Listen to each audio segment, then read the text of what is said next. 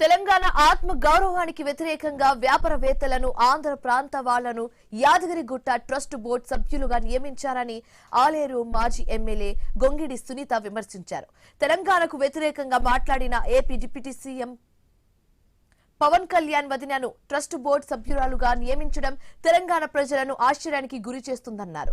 ఆంధ్ర నాయకుల చేతుల్లో సీఎం రేవంత్ రెడ్డి ఉన్నారని విమర్శించారు. ఆధ్యాత్మిక చింతన ఉన్న వాళ్లను ట్రస్ట్ బోర్డు సభ్యులుగా నియమించాలని కోరారు. ఉమ్మడి నల్గొండ జిల్లా నుంచి సభ్యులుగా ఒక్కరికి కూడా అవకాశం ఇవ్వలేదని మండిపడ్డారు.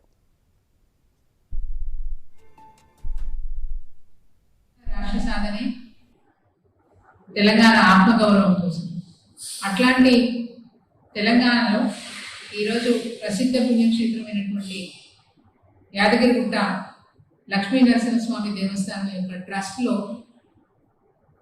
వ్యాపారవేత్తల్ని ఆంధ్ర ప్రాంతం వారిని మరి ఆ ట్రస్ట్ బోర్డులో పెట్టడం అనేది ఆశ్చర్యకరమైన విషయం.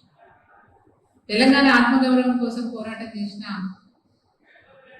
తెలంగాణ ప్రజలు ఈరోజు మళ్ళీ ఆంధ్ర ప్రాంతానికి సంబంధించిన వాళ్ళని ట్రస్ట్ బోర్డులో పెట్టడం అనేది నిజంగా అందరూ కూడా ఆశ్చర్యపోతున్న విషయం. మొన్న మధ్యనే ఆంధ్రప్రదేశ్ ఉప ముఖ్యమంత్రి గారు పవన్ కళ్యాణ్ గారు హైదరాబాద్ వచ్చిన రోజు వారు మాట్లాడిన మాటలు వివాదమైనవి. సో అట్లాంటి వ్యక్తి యొక్క వదిన గారు అంటే వారి కుటుంబ సభ్యుల్ని ఈరోజు మళ్ళీ